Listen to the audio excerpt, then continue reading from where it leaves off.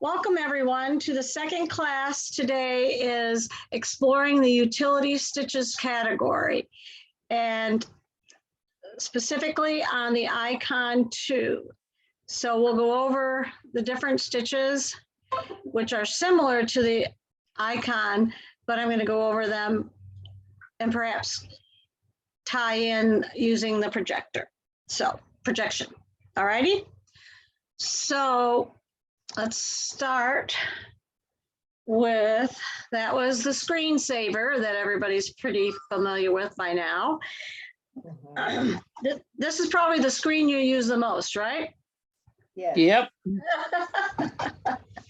And Definitely. and there's a couple of things about this screen that I explained this morning, but I'll just quickly go over it right now. I had to close the door in case my husband turns on the television. All right. So when you turn on the machine, what it does is it goes to the default stitching.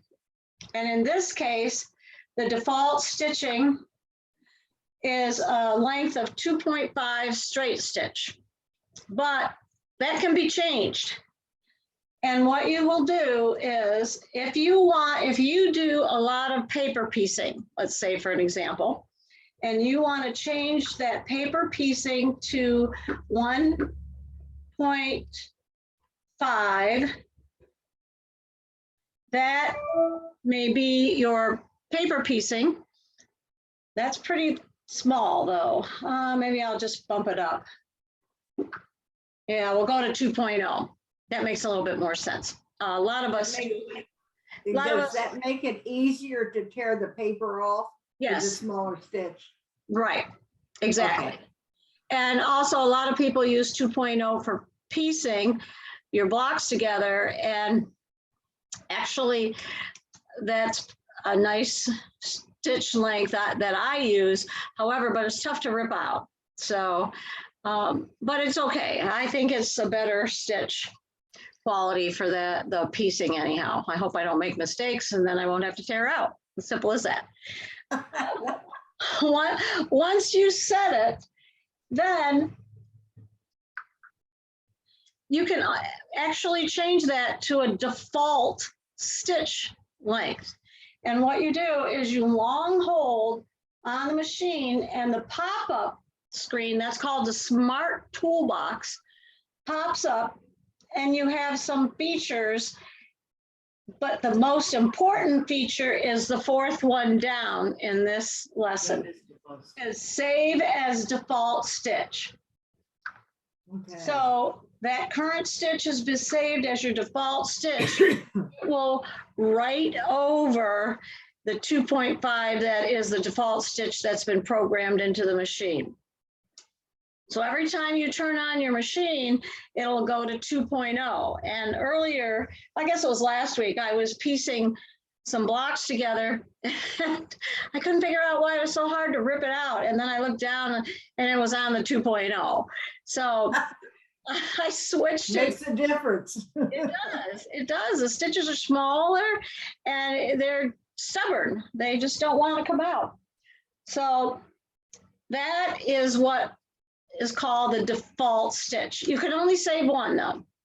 The other ones have to be saved on your cloud. And you can save those on your cloud quite simply and even put them in their own category.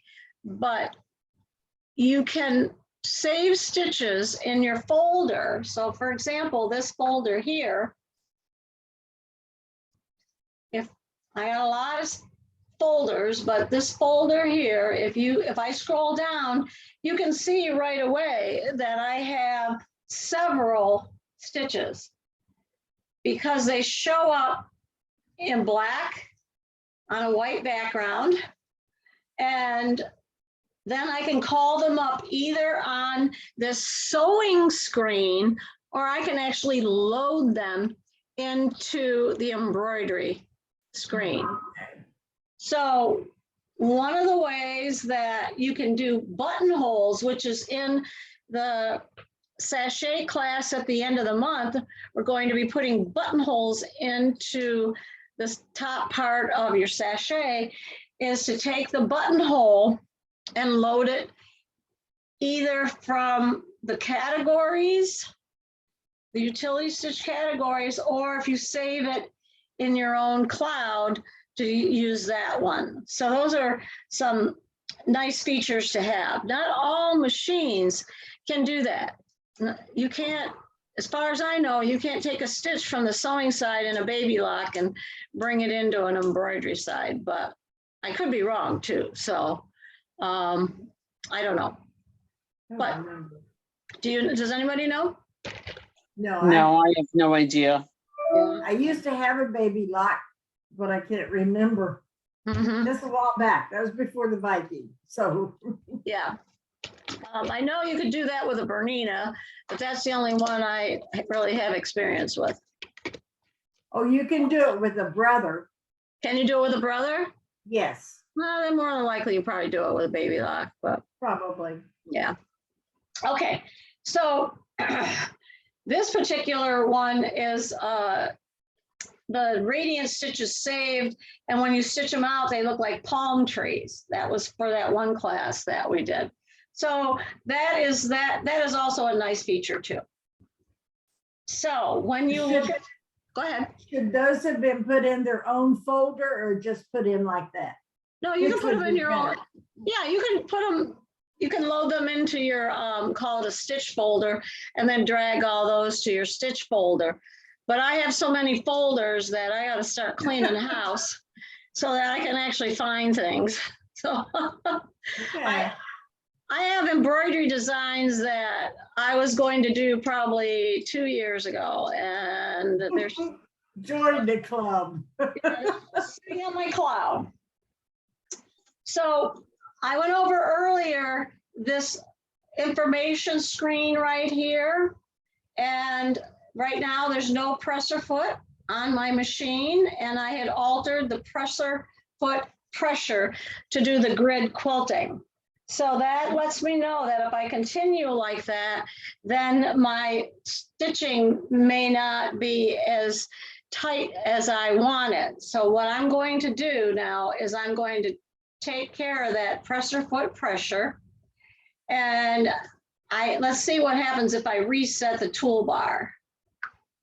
Nothing. Okay, we found, by the way, Fran, we found something this morning that I didn't know about. It was very cool. I'll show you. It's part, I can include it in this lesson today too. Okay. Okay. So now I have to go into settings, and I have to go back to presser foot pressure right here and bring it back up to the default. And now it should be off our information screen. Yep. Wait a minute. How did you go back? I'll do Go it back again. again. Yeah, I'll do it again. So if you Okay. go into the settings Yes. and you go down to presser foot pressure right Okay. here, you Yeah. can adjust the pressure between this, the pressure that the machine pulls through. You can, Yes. it's set at 6.5. But if you want it looser, then you would lower the presser foot pressure. Okay. All right, so let me show you what I'm talking about. This sample right here, well, maybe you can see it better here. This sample right here, if you look at it, it has ripples right here. And Yeah. the ripples come from too much pressure going up here and then turning around and going against the grain, so to speak. Well, I've had that. You've had that before, haven't you? Oh, yes. Oh, yeah. So this one here, from this stitch to this stitch, I had lowered the presser foot pressure, and now there's no ripples. See? So that prevents that from happening. Okay. Okay? Yeah. Make sense? Yeah. So Okay. you do that really whenever you're doing like the the grid quilting or something. Yes, yes. Or if you're doing stitch in a ditch, I would do that because the pressure's really tight for your fabric and the backing and the batting. And it causes that rippling effect because it's pushing down on your fabric one way. And then when you turn it around and you come back the other way, it's pushing the fabric the opposite way. So it's too tight, so you want to loosen it a bit. Approximately how much would you loosen it to start with? I started with 2 ticks. So Okay. I did 6.0 and then 5.5. Okay. Okay. And you just have to kind of play with it because it all depends on the batting you use, the fabric you use, those kinds of things. It depends on. So if you have a thicker batting, Yes. then you would want it looser. Right. Exactly. Okay. Yeah, Yeah. exactly. All right. Thank you. All righty. Now let's see if I can get that in focus. All righty. Now we'll go back to the main screen. And let's see where I left off. I think we know all of these different features right here. Now, the one thing I went over that I'm going to go over again is a customization of your main screen. If I tap Edit Screen and I have these are the features on this screen to edit the straight stitch, and I tap Edit Stitch. See that little box? We're frozen. We're frozen. Okay. Okay. So I just stopped sharing, and then let me pause the recording. There we go. There you Now go. we go. All right. So with this screen and the edit stitch popped up, you'll notice that there's a little box right here Oh, yeah. with an arrow to the right, and it's on a white background. If you tap that, it turns all of these icons into floating icons. And then you can drag this up. Let's see, there, that one. And I can drag that up, and I can drag this one up, and then one more. I can drag the tension up. So I have all of these icons now on the screen in front of me so that this area is empty. So the first one is your needle position. So I'm going to go back and I'm going to pop these back in where they belong and open up the edit screen again. And this first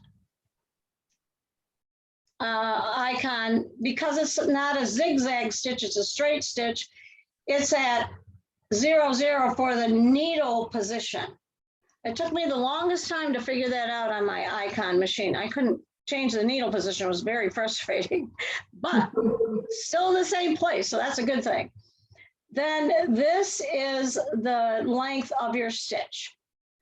And then you'll notice there that the needle tension for a straight stitch is 4.6.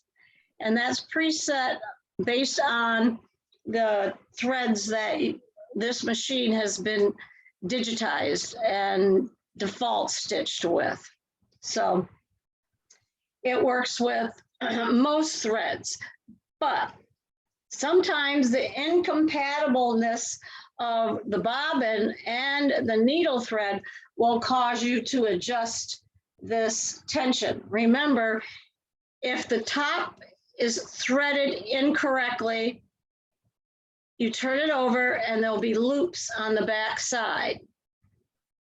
If the bobbin is threaded incorrectly or not in the tension at all, there'll be loops on the top side. So keep that in mind whenever you start having problems with different weights of thread. They should be compatible. If not, go ahead. So when we're sewing and it, every so often we get a little snag, like, what does that mean? Where we get a loose thread just occasionally on top. Yeah, that means it's not feeding evenly off the thread post. Okay, right up here. Yeah. So what you can do then, and it depends on which threads. This is my big cone of red. Sometimes the big cones do that. I put a thread net over it, Okay. and that helps. Definitely helps. Okay. Okay. Yeah. So that it controls the speed at which it comes off the machine and through the thread guide up there. Make sure it's in the thread guide too. The thread guide at the top of the post right there.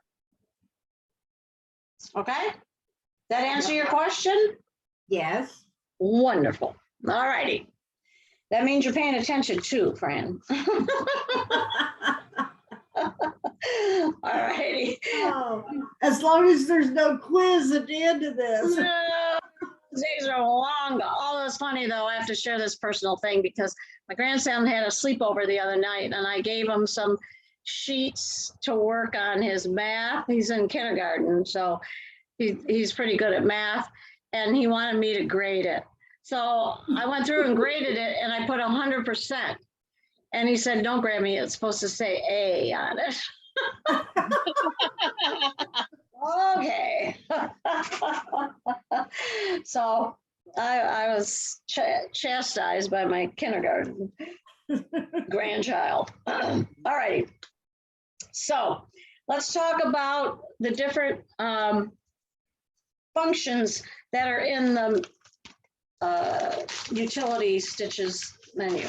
All right. So here's my little working activity that I did. And one of the things that I usually cover in all of my lessons is the difference between reverse and permanent reverse. Yeah. Permanent reverse is when you select the reverse button and it stays on. When it stays on, and I'll move this over here.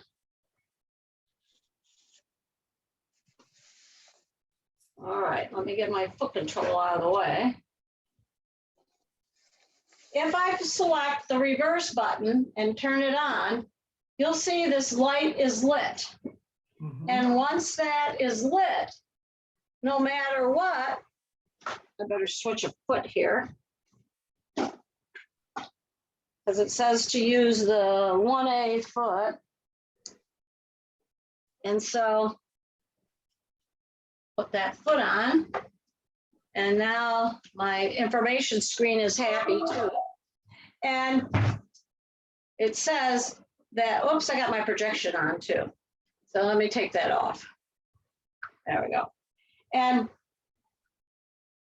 when you start to sew, it will sew in reverse. So I'm going to start down here.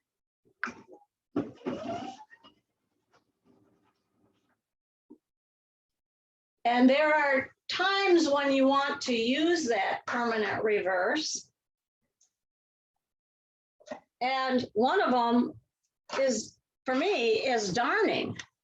So if you have a hole on a project and you go down and now you want to go back in the same spot, just hit the permanent reverse instead of turning it around. And there is a setting for darning too. I hope we have time to go over it. We had plenty of time in the other class, so hopefully we will today too. So that's the difference. And that was so frustrating for me because I couldn't, it was not like any other machine I've ever sewn on. And so now if I continue sewing with that, then it'll continue going backwards until I turn it off. And now I turned it off.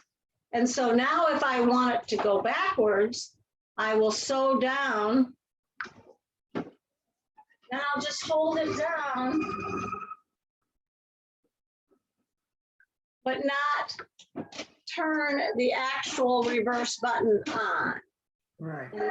And that gives you your reverse. And that's the difference between permanent reverse and reversing while you're sewing. I actually prefer, I don't often use reverse. I actually prefer using the tie off. And I like tie off. you like the tie off? Yes. Yeah, me too. So if I start the tie off at the beginning using the tie off button, right up here, there's a tie off button. Mm-hmm.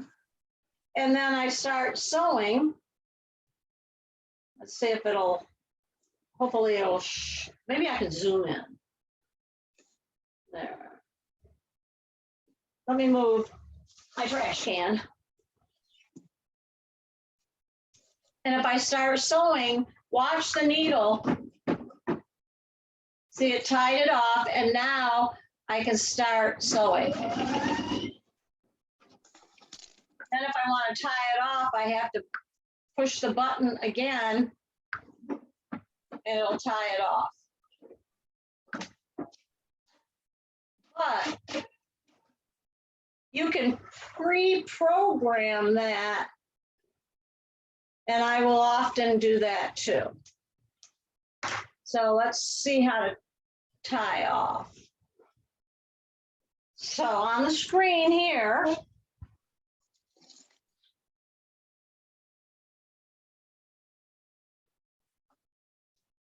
okay, there we go. On the screen here, you can see the tie off button.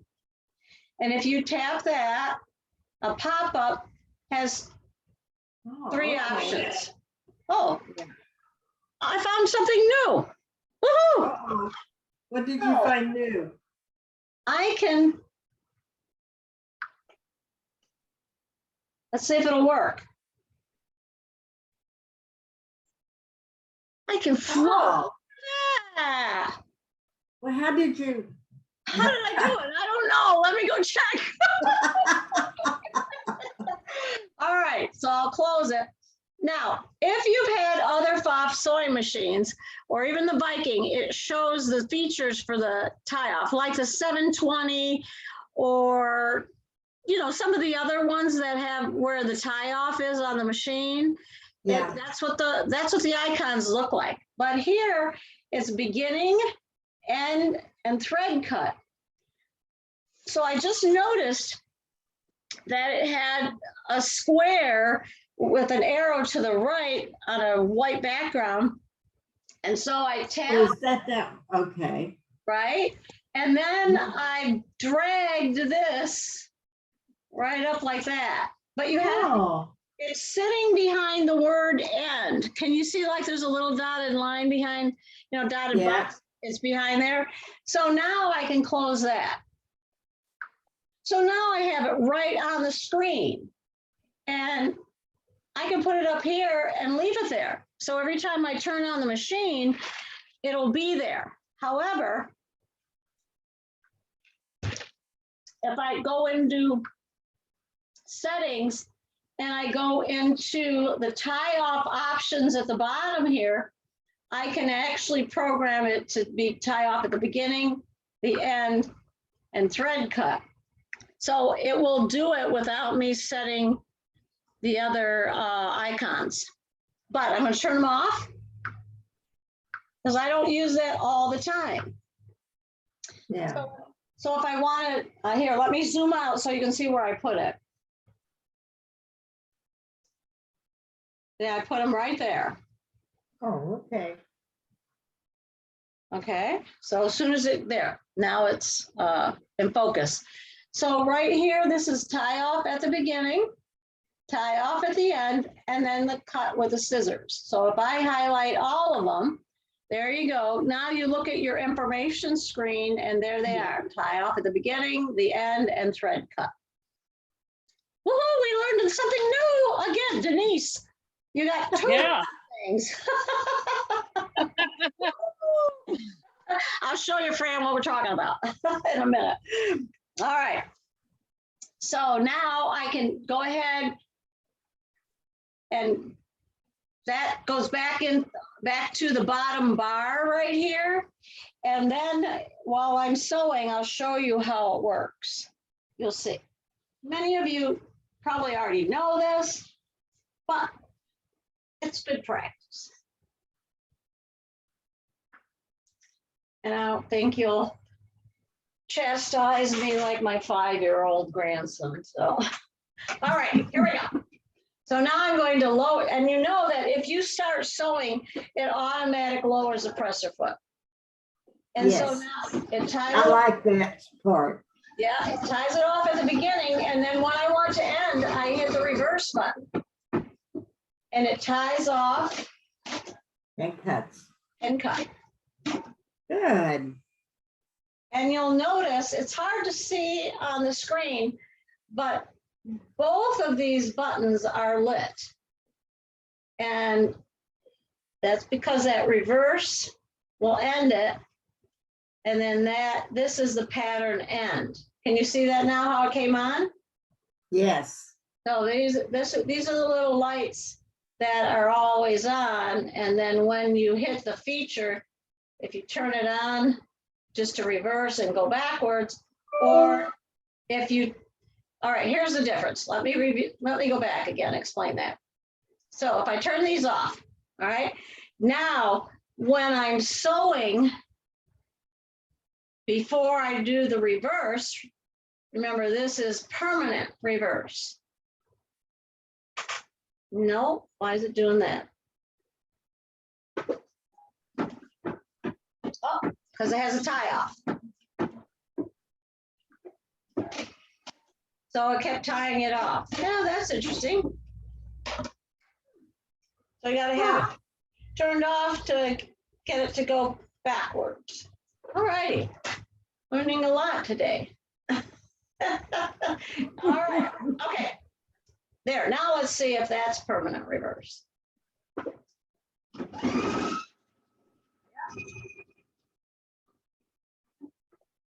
So what it did is it tied it off. Oh, yeah. Oh, that's something new. So it tied Yeah, that ties off the backwards. the permanent reverse too. Yeah. Oh, this machine is so smart.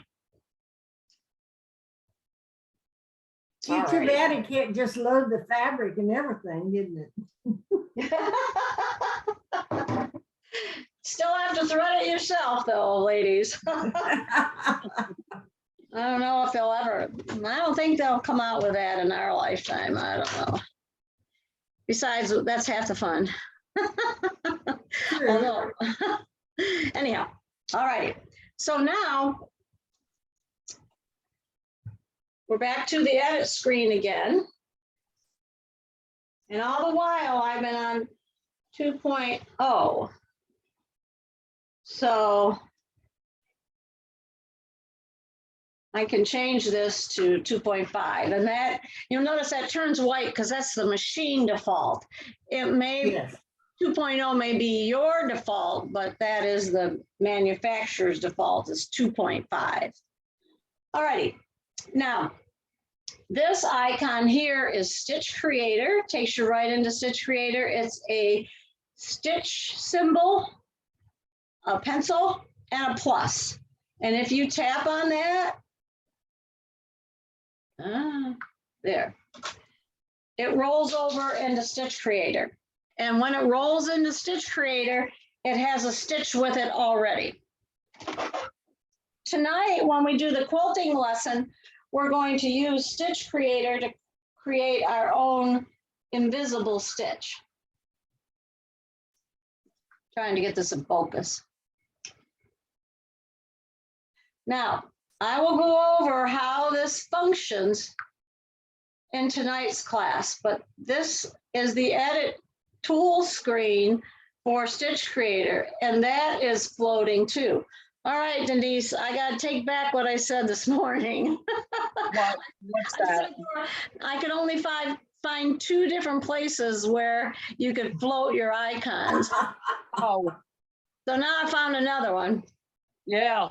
I So- have a feeling you need to mark down so you can keep count. Well, I don't know about that. Just keep looking. It's hard to tell what we find on here. Yeah, so you can bring in other stitches too to alter those, and you can bring in the alphabet to alter those. Then when you're done, so what I could actually do, let's see if this will work. Now, a lot of the ladies piece at 1.8. So right now, I want to change the length of this stitch. It's not going to let me though. I just can move it.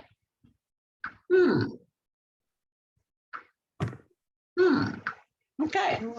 I should be able, see, it's kind of locked in. It won't let me do that. So if I delete that and bring in my own stitch, then you'll see it comes in at 2.5.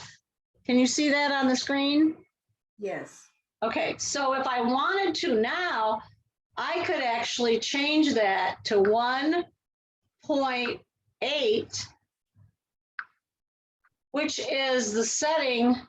Let's see, come on.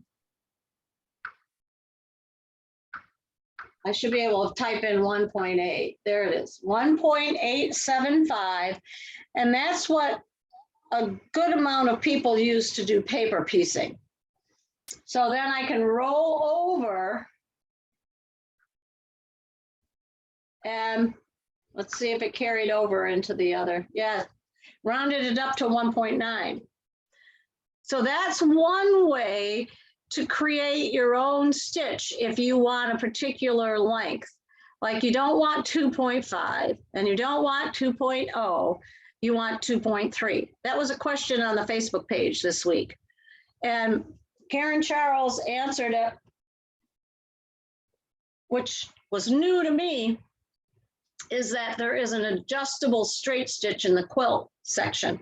And I'll go over that tonight too. Okay, but if you make your own stitch, then you can adjust it to whatever you want. So let's see. So when you can make it, you just go ahead and save it into your cloud. Mm-hmm. Oh, okay. Let me see if it'll save it as my default stitch. So Yes. there it did. Saved it as my default stitch. According to this machine, we'll see. And so if I go to another stitch, let me try another stitch. And then I go back to 1. And it goes back to 2.5. So I guess it's just, if it comes back on, if I turn it off and it's at 1.9, then it's saved as that. Interesting. Oh, I love playing around during these classes. I learned so much. I was telling Denise, I learned this machine just by teaching all these classes. It took me a while to teach myself the icon, but I'm having fun doing the icon too. Well, it seems like every time you get on and start doing something, there's always something new. Yeah, yeah, And exactly. it doesn't matter what you think you know. I mean, there's always something new. Yeah, and right now, all of us are finding out things just by playing with the buttons. So they haven't, I'm sure there's more things that I've missed too. So, all righty, now I'm going to turn off the tie off. You see how they're all lit down here? I'm just going to tap them. And when I do, they're actually going from orange back to the color of the screen that's been assigned to that. This is a purple Aurora, so all of these are dark purple. Okay. Okay, so now I'll turn my tie off and now it's back to being hidden. All righty, now I am going to select stitch number 6. And stitch number 6 is a zigzag stitch. That is actually just called a zigzag stitch. And when I go into the screen where all the stitches are, and I hit the eye right there, it pops up with a zigzag stitch for reinforcing seams, rather, clean finish, and stretch sewing. If I go into the stitch below it, you'll see that's called the Z zigzag stitch. The difference between these two stitches is this one can be made smaller. This one stops at approximately 1.5, I think it is. So if we go down to the length and we try to make it, see, it stops at 1.5. So you can't get a satin stitch with that stitch. Whereas if you go into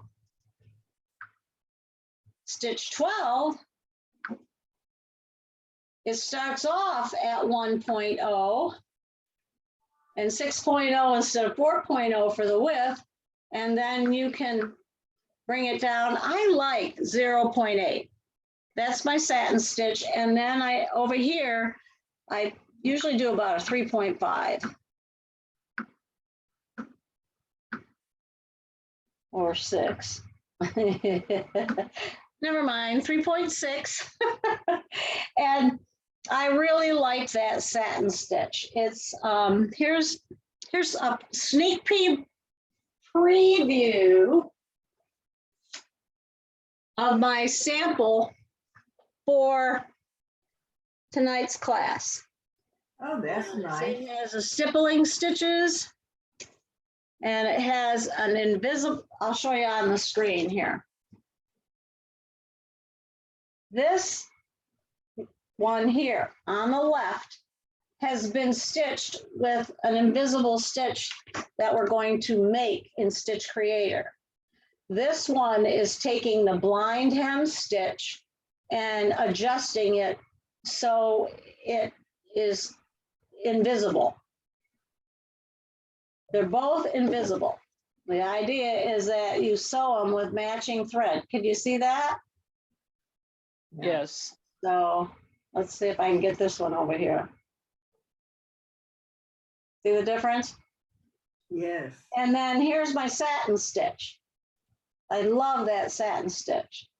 And that's using a variegated thread. We sell variegated threads. We have several colors. So that's a sneak peek. Do you So sell then what- superior? Go Do ahead. you sell superior variegated? Mm-hmm. Okay. We sell, let me show you what we sell in Floriani, because it is different. Oh, yeah. We have two different ones. Let's see if I have the other one. I have one in Halloween colors. Here we go. Okay, this is a twisted thread. See how it's twisted with Yeah. orange and black? When you sew with this, it combines it. It doesn't stripe. This one by Floriani, that's the variegated thread, and that does stripe. What you Yes. see basically is this type of coloring. But that's what I wanted. See? Mm-hmm. Okay. That's the difference between twisted and then the variegated. And we sell both. We don't have as many colors as a twisted, but I know we always have Halloween color, the orange and black at Halloween. I quilt with this. So, and this one is nice to quilt with too. We also carry sulky blendables. And some of you And those probably have sewn with those as well.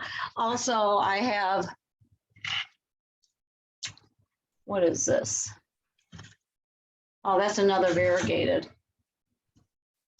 But Orfil, I bought this at Scrap and Sew when Tess owned it because it's a 40 weight variegated. So That's nice. I haven't opened it up yet, so I don't know what a stitch is like, but that's what it is. Okay. Alrighty, moving on. So when you go to sew this out as a satin stitch, it has a nice even satin stitch. Now I want you to see something. When the machine brings up a zigzag stitch, it goes into metering.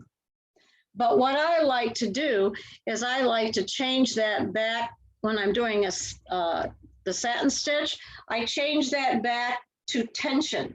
So in order to do that, I have to go into settings right up here, trying to watch so it doesn't freeze up again. And I go down to, let's see, I'll think about this. Machine, embroidery. I turn off the active stitch technology. Oh, okay. There we go. And then I go back to the screen. Well, that didn't work. Let's see, maybe machine. Gotta say, okay. Yeah, that is not in there. It's got to be in sewing. Where is it? Oh, right there. I overlooked it. Silly. All right, I'm going to turn it off in sewing. There, because I turned it off in embroidery, but I needed to turn it off in sewing as well. You have to turn it off in both? Sometimes I do. And when you're doing edge to edge, you really need to turn off the active stitch technology because you want to actually use the needle tension with that thread. That's using the sulky blendables. I change it in embroidery. The tension's usually about 2.8, and I change mine and make it tighter to 3.4. So, and then it keeps having, you know, those little spider legs, you know what I'm talking about on the back? It prevents that. It brings the needle, brings that bobbin thread up so it's tighter and it's nice and flat in the back. Now that's in embroidery. So if you're doing edge to edge or free motion, there's two different things you're going to look for depending on whether you're using the embroidery machine or you're using the sewing machine as far as tension is concerned. So I'm not going to get into that today. We'll do that during the embroidery lessons. So, alrighty. So now I'm back to 2.4. Now I wanted to change this because I want to show you a couple of different things. You'll notice that that is much less than the straight stitch. Remember the straight stitch, if you tap that tension, that tension is 4.6. So when you go back to the zigzag stitch, it's at 2.4. It's loose so that the bobbin threads, the top threads kind of round off so that the bobbin threads form, they're a little looser. If you tighten up that tension, that would bring up the bobbin threads. Oh, Whereas by having a 2.4, which is a lower tension, it comes back down like this again. Does that make sense? I don't know how else to explain it. Okay. so you're loosening it when you're doing the zigzag. Right. Mm-hmm. Right. So But when you're doing straight stitching, then you're tightening it. yeah, Oh, you want to bring it up so that it's even. You want right. more top thread on zigzag than bottom thread. But in straight sewing, you want them to be even. Yes. Okay. All right. So that is this sample right here. And I played around with it and changing the width and then some of the length to getting where I wanted it and saved it as my personal satin stitch. And as you can see, well, you will see, is here it is in my screen. What I did is I have a whole folder just for applique stitching. I got to get rid of some other things I'm working on. All right, so there's my satin stitch that I saved. And there it is. So I have it at 3.6 and 0.8 popped up. Okay, if I change the tension and I saved it, it would pop up with that saved tension too. Okay, so what we did on this sample is we went over reverse and permanent reverse. We talked about the difference between number 6, which is the W zigzag, it forms a W, and the Z zigzag that forms a Z. Yeah. And then we did tie off at the beginning and the end and cut. And then on the side here was the overcast, and I haven't gone over the overcast stitching yet. I do want to mention the black bobbin case. The black bobbin case is what pops up whenever you move the needle to the right. Now, on this screen, it's hiding behind the width. So if I just tap that, you can see that I moved and opened up the position. And that's the needle position, and it's at 0, 0. If I go, it's not grayed out. If the stitch is 9 millimeters wide, it'll be grayed out, so you can't see it. But if there is still room to move the stitch to the right or the left, then that icon shows up, not grayed out. So I can go to the left and I can move that zigzag, okay? And then I can go to the right and move it the other way too. Make sense? Mm-hmm. Now watch a straight stitch. So here's my straight stitch. When I move the stitch to the left, one tick, that black bobbin case shows up. And Denise and I were talking about people who like a perfect straight stitch. Well, that's the intention of the black bobbin case, is to get the perfect straight stitch. Well, now, does that only come up with a straight stitch? So far, that's all I found it as a straight stitch. Okay. Yeah. When I moved it to the left, not to the right. Yeah, So, just to the left. yeah. So right here, what I did is I stitched a line with the black bobbin case. And honestly, I'll bring this up. I don't really, do you see a difference? You can't tell the difference in them. You can? No. Yeah, I can't either. But it's the way the thread. I'm not a perfectionist like some of them are. No, yeah. As long as I get a decent straight stitch, I'm happy. You better believe it. But then Denise and I were talking about the difference between the bobbins, you know, the drop-in bobbins versus a bobbin case. So apparently people rave about the difference in a bobbin case. I don't know. I'm not an expert, so I don't know. I always had problems with where you had to put the thread in the case and then drop it in. That my bobbin always wanted to fall out of the case before I could get it in place. Yeah.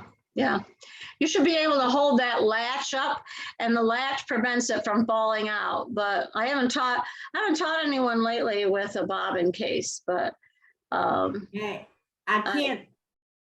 I just can't maneuver like everybody thinks you need to, like. No, like this is much easier. we have a machine that is coming into the store because a woman has arthritis, because she took the bobbin case out, and now she can't put it back in because she has arthritis in her hands. So yeah, it's real.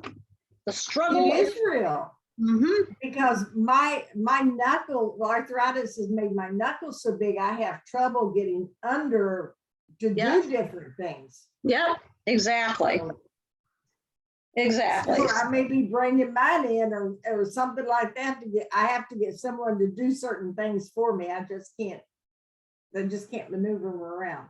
Yeah, I hear Too you. delicate underneath them sometimes. Well, it's small too. And thankfully, we have plenty of space here to put our 6D foot on. And so that on the older machines, that's hard to do if you have issues with arthritis in your hands. I know that. So Yes, but this machine, it's easier to do the embroidery foot on than it is on a lot of the other machines. absolutely. Yep. Yeah, Absolutely. so yeah, there's definitely a big improvement. So what you can do with the first sheet, the threading, the stitches and machine overview, that's what you're going to do your little sample with, just basically what I've gone over. Play with the zigzag stitches and adjust them, and then play with the tie off. And I think that's it. Yeah. All right. Now with the second sheet, we're going to delve into the other parts of the essential category. I'm trying not to knock my stand over. All right. So if you go into your utility category, let's see, let me close that. And you are now going into 1.2. That is a whole category of overcast stitches. And a lot of times, like the other day, we're going to use the overcast stitches in the sachet because the directions, the woman had said you can use your serger. Well, not everybody has a serger, and everybody who's taking these classes has the overcast stitches. So my favorite overcast stitch is number 1, right here, number 1. Because that looks so very close to a serger stitch, except it doesn't have a left needle and a right needle thread. So when I stitch that onto my fabric, well, I should have made one. Okie doke. Go up here, take it out. So when I stitch that, if you look closely at that, you see how that almost looks like a serger stitch? It does. Except those, the needles or threads are not there. So many times I'm too lazy to thread the machine, the serger, to just do a side seam on a knit top. And so what I'll do is I'll thread my machine and just do an overcast on the knit top to fill, to mend the hole that's in the shirt. Or when I do shirts, I get an extra large t-shirt, cut it open, and then embroider on it. And then when I sew back the sides, I sew them back with the overcast stitch. So there's a lot of uses for all of these stitches. You have to just stop and think about it. Yes, you can use a zigzag stitch, but we have 17 overcast stitches. And so it's probably a good idea to try and use some of them. So this is stitch number 127. And that's what that looks like. 1, 2, overcast, and the 7th stitch in the overcast category. So I just put, isn't that pretty? So Yeah. if you do them, then you get to see actually what they're going to look like. So that's a nice feature too. All right, here's another one. 1.4. See, and that's a nice one too. That's this one here. Now, Yeah, what is that one used for or designed for? That one is designed to tap. an elastic overcast? It's elastic overcast, but it can be used for sewing seams too. Or Well, that's almost like a applique stitch. Is just, it? Yeah. Yep. But there is an extra needle point, and I'll show you what I'm talking about. There's an extra needle point right halfway through. I don't know if you can see that. Oh, okay. Yeah. So you don't want that. It's not a total overcast. Right. So that is the lesson on the second sheet. Said to use the 1.13 for this tricot stitch. So what that is if you go back into 1.13, there it is. Okay. Now I've used that a lot. you have, yeah. Yeah. We used to call it the lightning stitch. And what it does is it creates, you know, I know you can see that better here. Once it looks like a straight stitch. It But it's looks like a stretchy. straight, right? But you can see that little zigzag, right? And when this is a regular straight stitch. So when you go and you sew a knit with that regular straight stitch, the seam pops. Whereas this one stretches with the fabric. And then when you turn it over, it appears to be a straight stitch from the right side. Okay. Got it? Yep. Okay. So that's part of it. Now,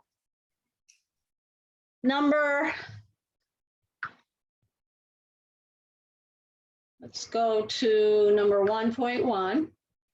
Number 1.1.14 is the bridging stitch, and 16 is the cross hem stitch. They are great for sewing batting pieces together. That's what they've actually been designed for. If I tap this and I go to information, it's an elastic decorative hem for stretch fabrics and suitable for joining fabrics and quilt batting. So that's these two little samples right here. So what you just have to make sure is that you take your batting and you have a straight edge so that you can line them up. And I actually made that. I did that for, is this one got one too? It may. I don't know. One of my little table toppers, rather than buy a whole new thing of batting, I just cut some up and made a patchwork of batting, and it worked really well. I keep a nice size package of batting. I mean, they're just scraps, and I put them together. Yeah, it's well worth it to do that.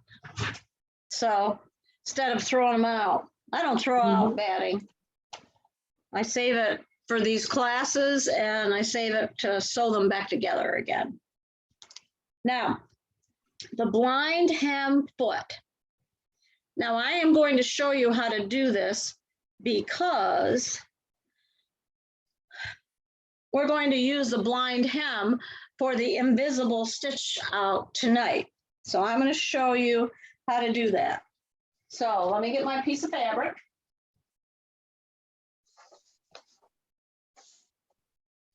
All righty.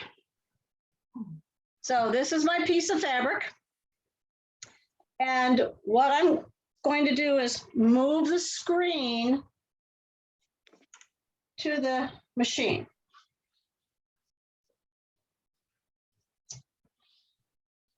All right.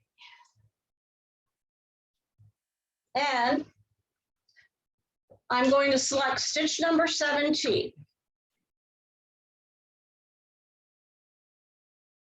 Yep. double checking my notes so that they match yours. All righty, now I'm going to get foot number 3 because that's the machine recommendation. Okay, I check it every now and then with my finger to make sure it's working. And then I snap foot number 3 on. Now, the one thing is with this foot right here, this little red button moves, red, I don't know what you call it, like a adjustable screw moves to align the fabric with that tool, part of that tool.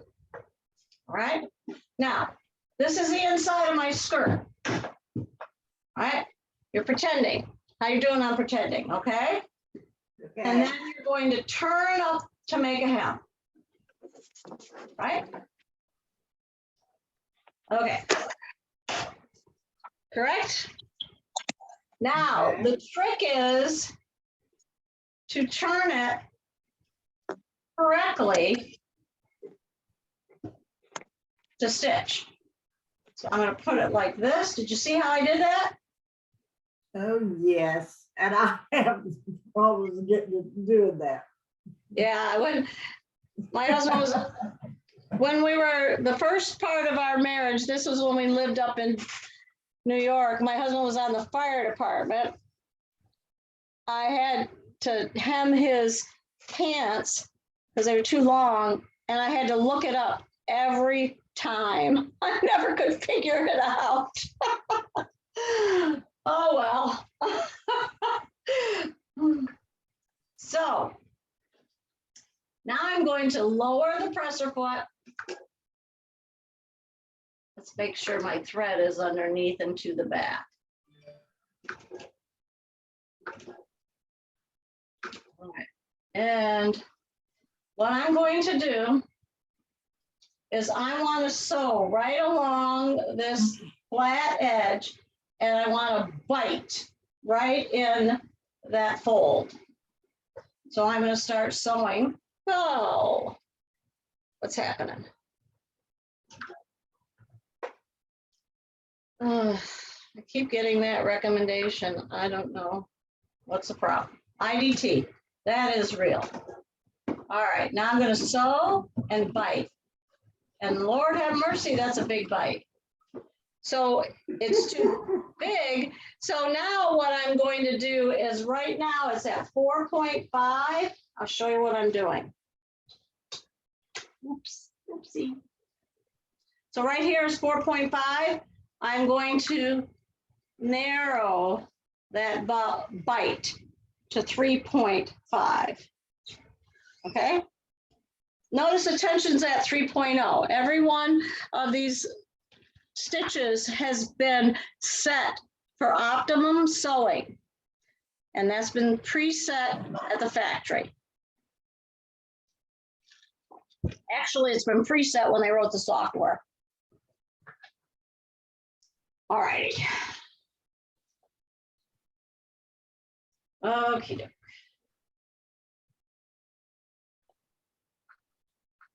I want you to be able to see. So now that's a much smaller bite.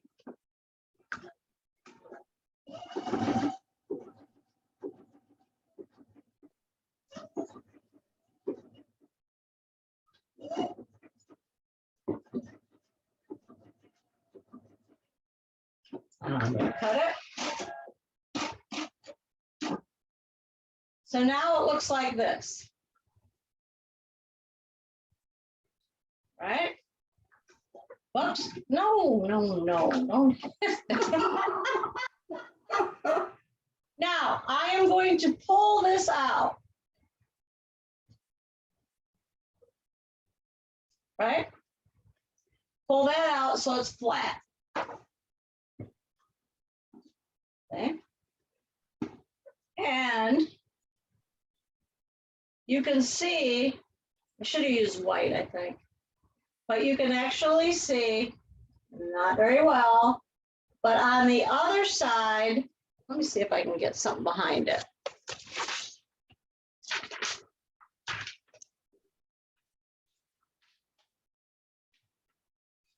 Oh boy. It blends in. And in some places, it totally missed it.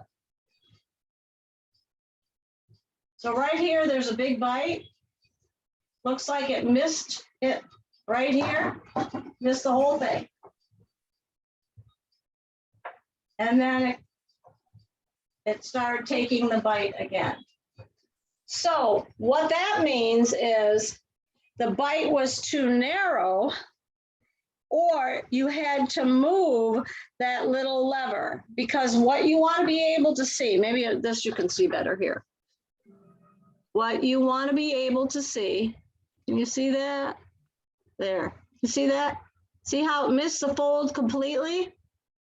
But down here, there it caught it. And there it caught it. So it should just bite into that fold. So you probably need to learn how to set it properly, but this is a great stitch for doing a quick little hem that you don't want, you know, the line to show on the outside. Back in the day, we used to do this all by hand, but no more, right? At least for me, no more. All righty. So then the other, okay, so the other directions are there for you to follow. And if you have any questions, just let me know. I think we got that covered. All righty. Now, heavy seams. All right, I'll put this up here.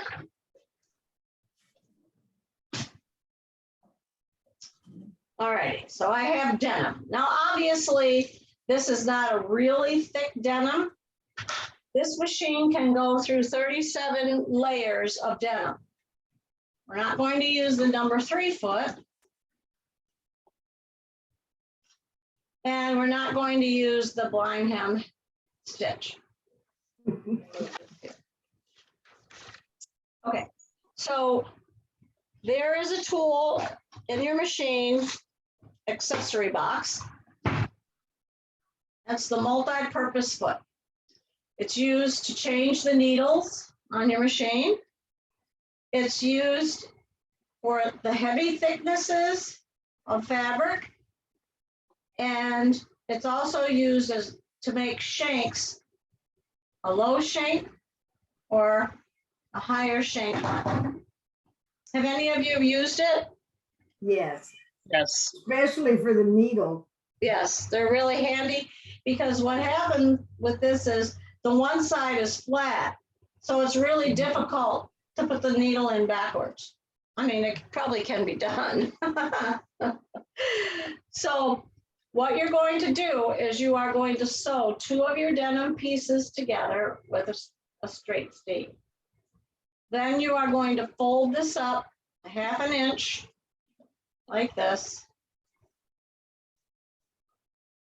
And then another 1/2 inch like this. And you are going to stitch that with a straight stitch. Now, what's nice is this triple straight stitch, the stretch stitch number 1, 2, 1, 1, 2. However, it does the stitching on top. If you wanted it to show on the wrong side, then you would have to sew upside down. In other words, you'd have to turn this over and sew down here on the right side for it to show. Now, let's see if I can do that.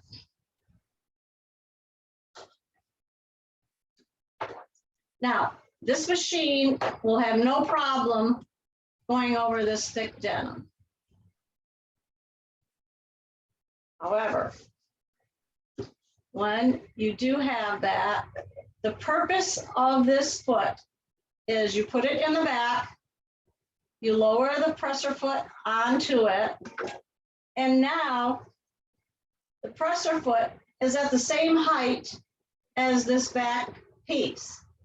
So it's not, it's like going up a mountain. So if I didn't have this here and I've got the presser foot, it's at an angle and it's like it's going up a mountain. So what you do is you put this under here. Now they're both on the same plane. And let's see if I can get this to work. Right? Okay, and I need my ID key. All right. And then I remove that.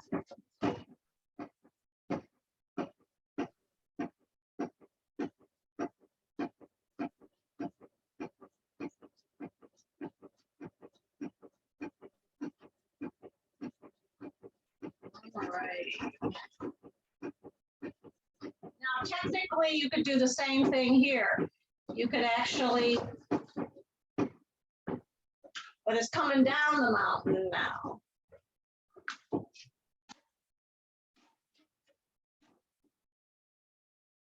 Not bad. Look at that. There's the back You're side. showing off now. Yes, I am. That's the front side. That is nice. All right. But that's what that tool is used for. All right. Next up are buttonholes. And I'm a huge fan of the automatic buttonhole attachment, but I'm a bigger fan of the manual buttonhole. Okay, the manual buttonhole is great for making extra large buttons, buttonholes actually.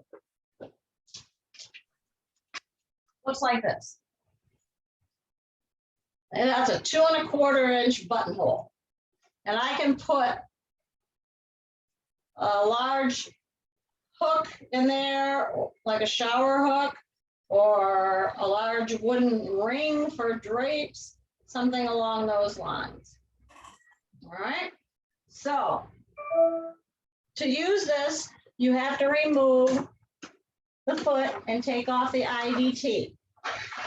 You're going to put the foot on, just like we typically put the foot on.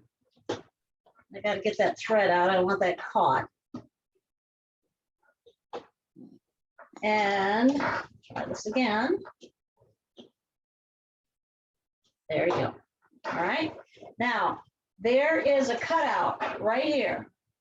And that cutout and that red mark must be aligned for this to work properly. Now, let me find a button. I got a whole jar of buttons here. They were on clearance at Walmart, like $5. They were $20 originally. I was like, no wonder they didn't sell.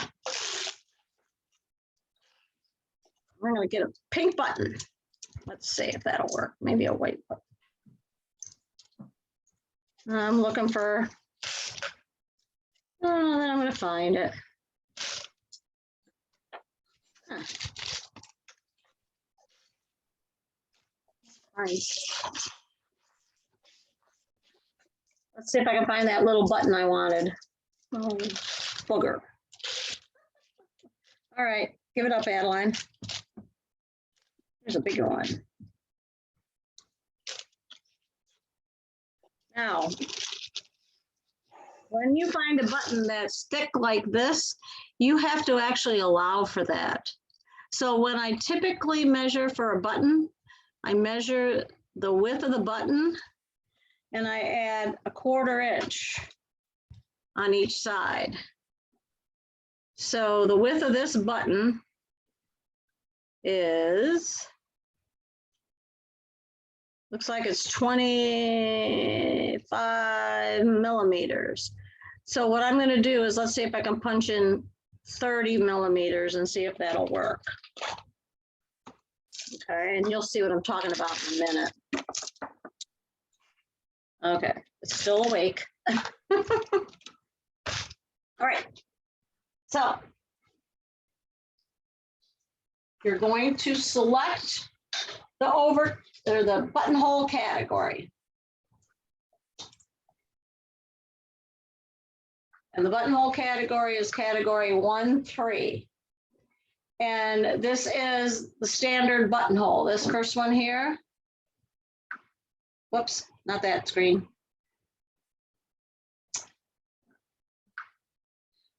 This information screen is, number 1 is the buttonhole for blouses, shirts, and linen. Number 2 is the standard buttonhole, basic buttonhole, so I was wrong. Basic buttonhole for blouses, shirts, and jackets, also for pillowcases. Why would you put a buttonhole in a pillowcase? To thread ribbon through it. Oh, yeah. The only thing I can think of, why would you put a button in a bill? Oh, on the back, you could use the flap, you know, when you do pillows and you overlap them, you put the buttonholes in it. I guess you could do that The one too. that has the flap that just goes over. Right. Yeah. So that could very well be too. Then I'm going to long hold on it, close it up, and there's my buttonhole. And I want you to notice that this arrow is going backwards. That means it starts down here and so is backwards. You'll also notice that here is the reverse button. And then once you sew that, that's the button icon that you can use to repeat the buttonhole over and over again. Okay, trying to get it in focus here.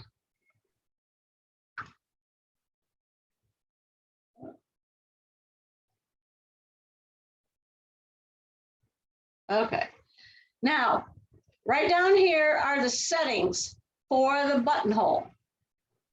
Right now, only showing is density because this setting is for the manual buttonhole. In order to activate the screen, I have to plug in right here in the back of, right here in the back of the machine, this plug. So once I activate that, you can see what happens on the main screen. Go to the main screen and I'll show you. You see how that reverse button is gone? Because this is now turned it into an automatic buttonhole. So what I can do now is adjust the slit length. And so I can bring it back up. Let's see if I can make it 30. It's a pretty big buttonhole, maybe 28. And then behind that slit length is your density. So if you just tap on that, the density pops up, and that is the distance between the stitches. So now it looks a little open, but if I lower the density, then it'll make it closer together or more dense. The width is the width of this bead, the right side and the left side of that bead. And you can actually play with that and make it larger or smaller as well.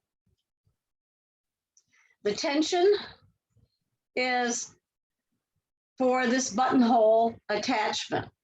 Now I want to show Fran something. This is what we learned this morning. We tapped this edit screen and that turns it into floating icons. Now,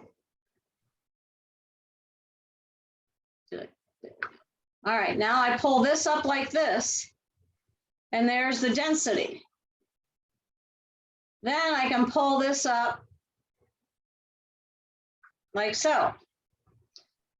If I deselect it and go back to slit length, I pull this up, and we found this morning that even though one is behind the other on the main screen, when you go to customize your screen, it separates them into two separate icons. Yeah, I was pretty excited. Yeah. I'd never seen that before. And then the one that I used also had the stitch width and the needle position, and you could separate those two and bring them onto the screen. That was pretty Wow. cool. So, and of course, then all of these go back once you tap that X, and now they're back. All right, now let's take a look at our buttonholes. And I got my little sample here. I'm going to sew my sample.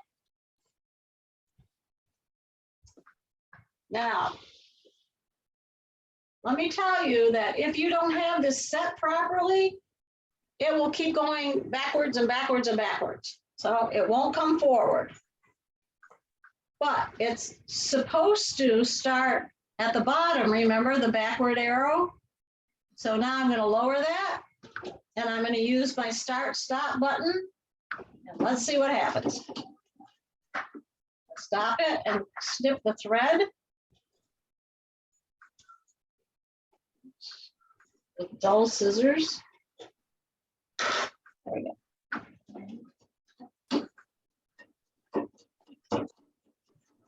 Now does the bar tab. Coming down.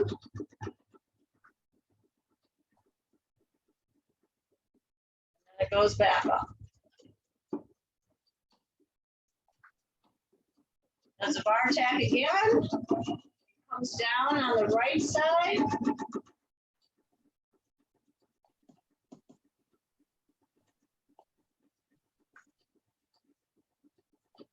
It does the bar tack at the bottom.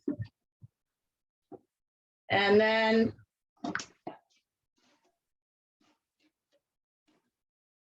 there's your buttonhole. Okay. Now, let me see if this fits. So, do any of you have a buttonhole cutter? Yes, well, Yes. Have you used it yet? no. No? The ones that we sell in the store come with both. I'm looking for my little block of wood. Come with both the eyelet cutter and the buttonhole cover. So you get two of them. I think they're, I don't know, $7.99, something like that. Where's my block of wood? But I know where it is. Well, in this case, it's hiding. I had another piece. My grandson gets into everything. All right. So I'll go over to the screen and I'll show you how to use this.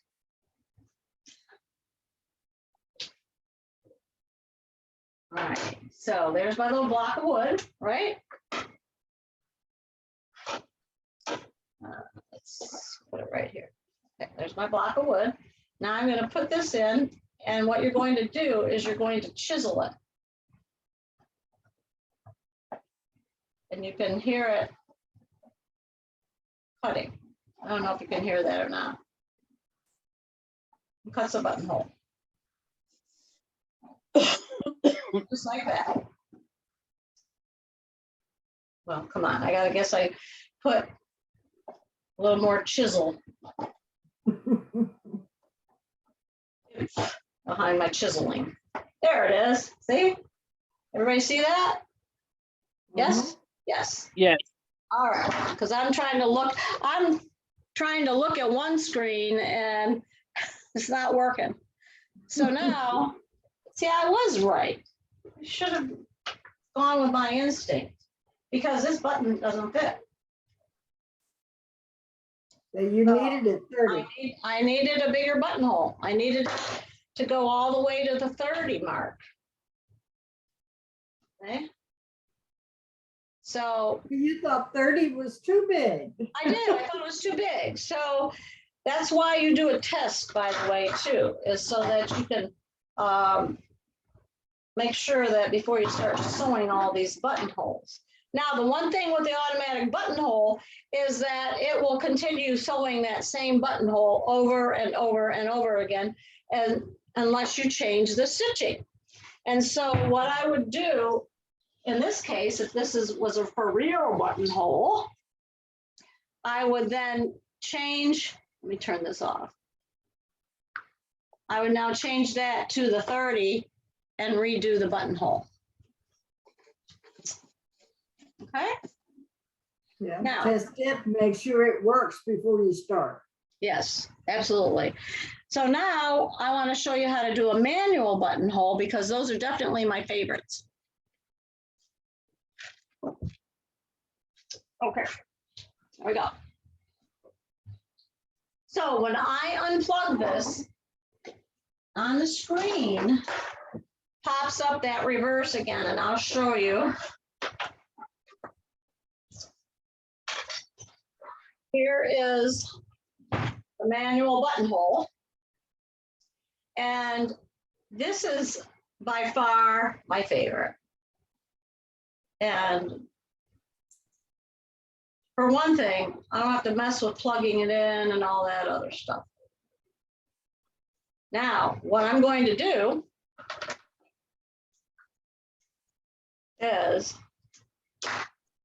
I can measure it, but I also could draw a line with a mark, pen. Draw a point here and a point here.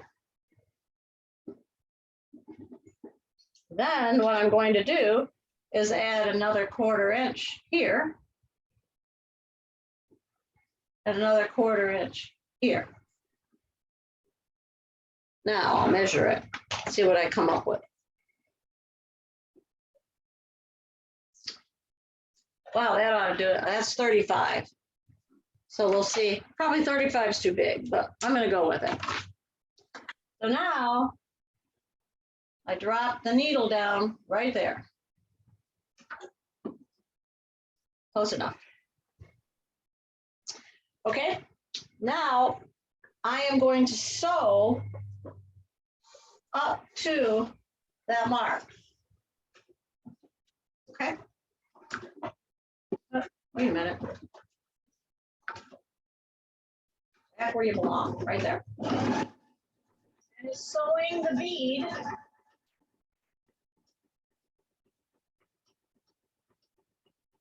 when I get to that other mark, right here. Oh, I went past it, didn't I?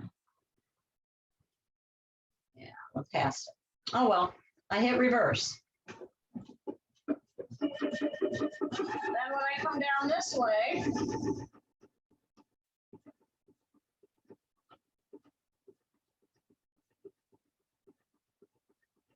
I hit reverse again when it comes to that end.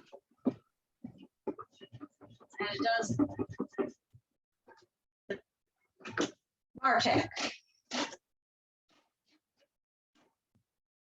So there's my buttonhole.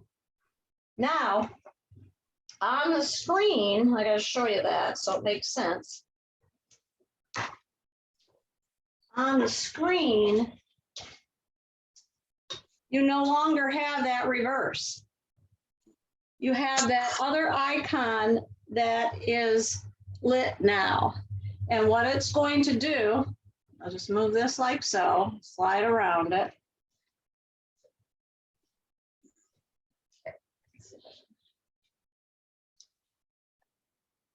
And now I'm going to sew again. So I'll sew it right here. Now, you'll sew the same exact buttonhole that you programmed over and over again until you turn off the machine.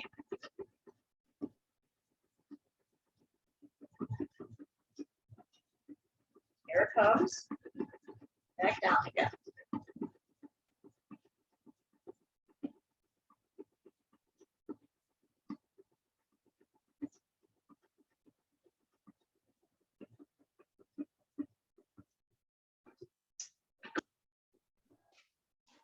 There we go.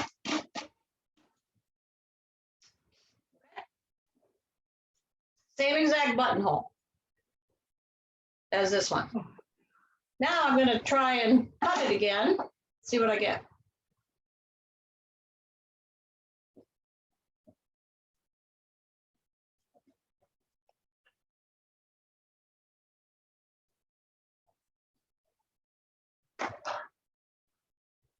Nothing. I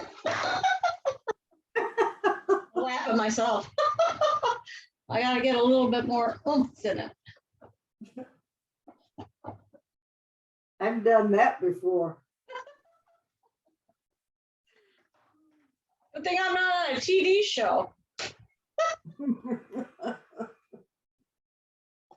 right, now let's see if it works. I made it. Oh, now I got too much. So, I don't know, that might be too tight. So maybe in between that. Again, you'll have to play with it until you get the right size. But that You went from 30 to 35, so you Yeah, should that have was- went to yeah, like that was too 33 or much. something like that. Yeah, but the point I was trying to make and why I use this button is because that's the thickness of the button that is not the same as what's typically in buttons. Now, Right. to sew a button on, this is an easy task, but I'm going to get a different button. I'm going to get one with only 2 holes.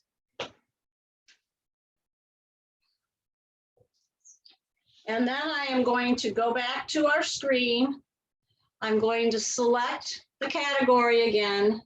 And this time I'm going to go down to number 19. And that's the stitch to sew a button on. That's what it looks like. Now, they're pre-programmed for the button. And the reason, show you this one here. The reason that they can program it as one stitch is that with buttons made in the United States, not necessarily overseas, or according to the standards set by the United States, the distance between these 2 holes, is always the same. It's always the same. No matter what size button it is, it's always the same. Now, if you get something like maybe a vintage buttonhole, or button rather, or something that's made overseas, or somebody that's made their own buttons, then you'll have to just adjust it to make sure it fits. But we're going to stitch this one in place. It's not that difficult to do. But oops, I want to show you something too.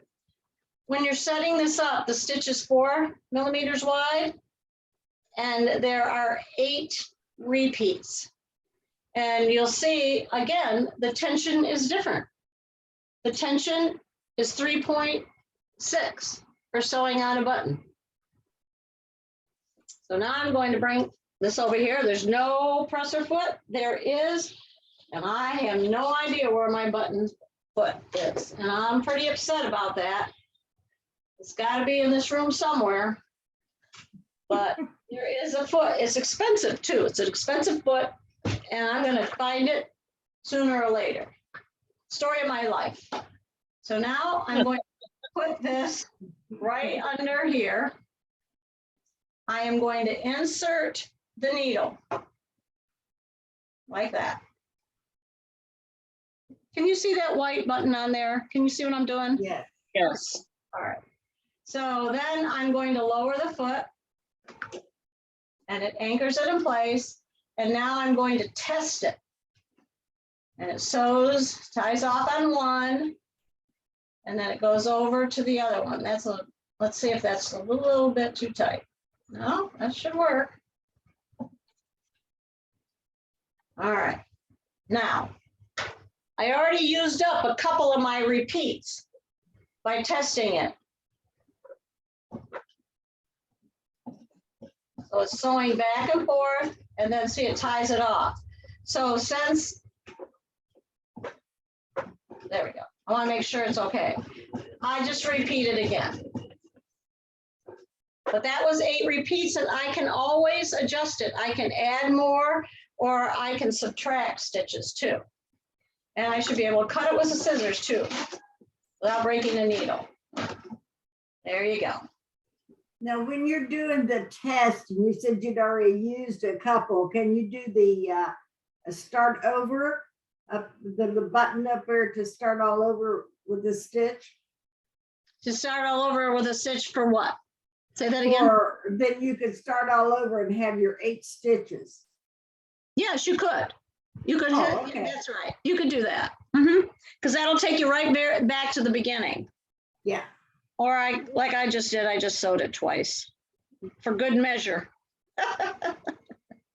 But good thinking, Fran. A lot of them needs to be twice anyway. Right, and then in the back, if you wanted to, you could, if you didn't cut it off or whatever, and bring the thread from the front to the back and then tie them off, and it's not going anywhere then. So there's my button. So now, Okay. So the only thing left in this category that I was going to go over is number 4. And number 4 subcategory are the eyelets and the darning stitches. If you have never done the darning stitches, I've never done them. oh, it's kind of cool. You should just do it once just to see what's happening. Let me see if I have here's a piece of fabric. Okay, you ready? So what I'm going to do, find a pair of scissors that will cut. I want to cut a hole.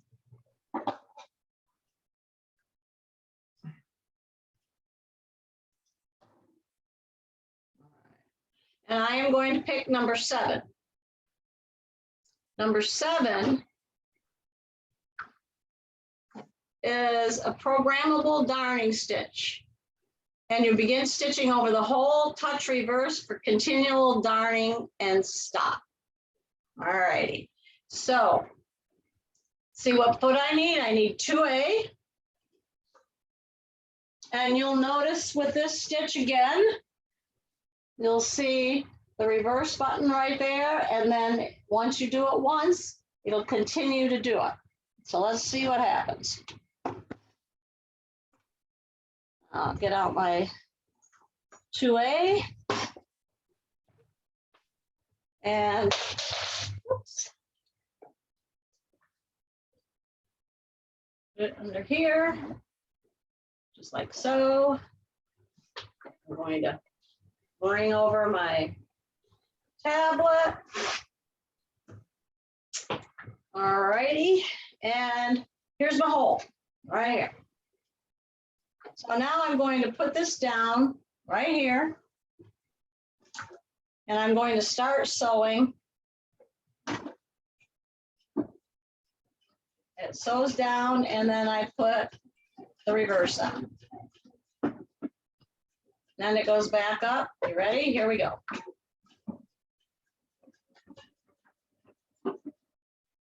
So it goes back and forth. This is the one of the occasions in which the reverse motion, is useful. Goes up and down.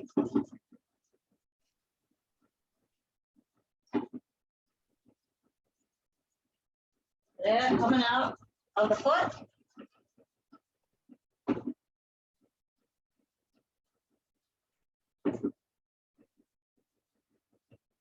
All right, let's see. It's a width of 8.5.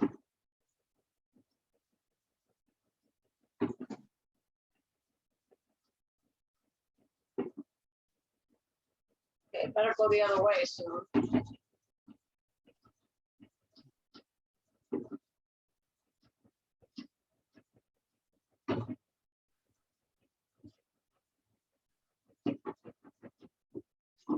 All right. Now,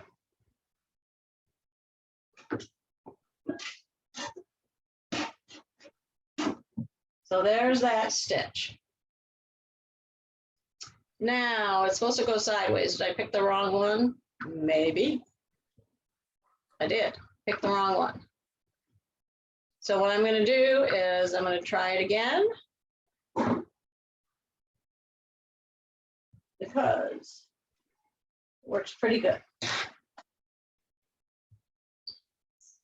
So I picked stitch number 8 on the screen, and you stitch over the hole, touch reverse for continuous darning and auto stop.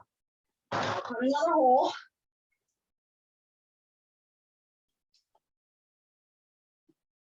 And we'll start again. There you go. Let's try this again. Now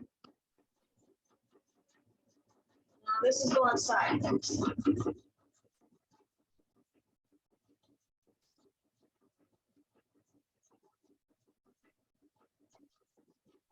One went up and down. This one is going sideways. And you gotta watch for the Go end. back just a little bit. There. All right, now you see how it's going? No, you can't. Yeah. There. Now you can. Now see how it sewed side to side? Oh, now it's going back and Now forth. it's going up and down. So the one before just went up and down. Yes, unless I did it wrong. No, you did it correctly, because the first one, number 7, is for lighter weight fabrics. Okay. This one says a reinforced. So if you were using like a denim fabric, something heavier, work clothes, Okay. that's why this one goes back and forth first, because it's building someplace to lay the stitches down. Oh, all right. How'd you know that? Because I've done the darning before. Oh, okay. Good. Thank you for sharing that. Not that I'm questioning you, but I was impressed, Denise. So like I said, I've used those darning stitches before, Uh-huh. fixing the kids' jeans and whatnot. Oh, that's true. Yeah, it's been a while since I darned anything for my kids. So, and then it's done. That's it. That's pretty neat. Pretty neat. Right there. All righty. But the side to side, Adeline, it's like with the embroidery where it lays down those those stitches underneath. The to hold- underlay. Of the Yeah. underlay. Yeah. Mhm. That's basically what it is. Where the other one, It's just, you don't need as much because you're using it all- on a lighter weight fabric. oh, all right. Well, I learned another thing. Man, am I learning stuff today? All righty. Now, I also wanted to show you the bar tacks and some of the others. Now, this I actually have used before, these bar tacks. And then this X to this cross. So that could actually be used And whoops, let's do that in a number of different ways. So that's what those are for. Pretty cool. This one's an interesting one. I haven't sewn that one out yet. I wonder what that's for. Let's see what it says. Decorative topper for seams and pockets. Oh, okay. And the same thing with this diamond. Yep, Yeah. that one. Yeah, belt loops and the lower end of a zipper. That makes sense. Same thing. And a bar tack. So that's the whole utility stitch program. I hope I know I have learned something. So I hope that you have learned something too. No, I definitely did. Yes, it was Definitely. definitely good. You know, you guys can take these classes as often as you want. And I really think that each time I do them, I find something different. So yes, some of the information I'm covering is the same, but just like Right, no, I agree. we did There's it. always something by doing it multiple times. That's why, like I said, I know what it's like going through the book, but Right, there's always a nuance to be learned by doing the class. absolutely, right. So tonight's lesson at 6, right? Yes. At 6 o'clock is the quilt lesson. And even I did include, I notice now that I included 2 extra pages with this lesson. And I realized as I got into it, the more that I find things to do, not find things to do, but different things about the machine with each category, that the next 2 stitch repeat and the patchwork program, single repeat and the patchwork program, I'm going to move those to another class. Okay. So So what are we doing then tonight? tonight we're doing all about quilting. I'm going to show you how to use your laser, it's not a laser, it's a projection, to show you how to use the projection to quilt with, do half square triangles without marking them. The hand look quilt stitch, which is my favorite. We're going to do machine applique. That looks like this. Like that. Did we get the paperwork? We didn't get the paperwork on any of that. I sent it out this morning. I didn't Didn't get get it. You didn't get it? Oh, No. all right. No wonder I didn't get it, because you didn't get it. All right, I'll do that right now. Okay. And again, you can sit and watch the video and then do it at your leisure. But Okay. there's a lot of topics. So let me go ahead and do that now before I get too carried away. All righty? Okay, and then we'll see you for class at 6. Right. Mhm. Okay. Okay. Have a nice dinner. All right, bye-bye. Bye-bye. All right, let me end this and stop the recording.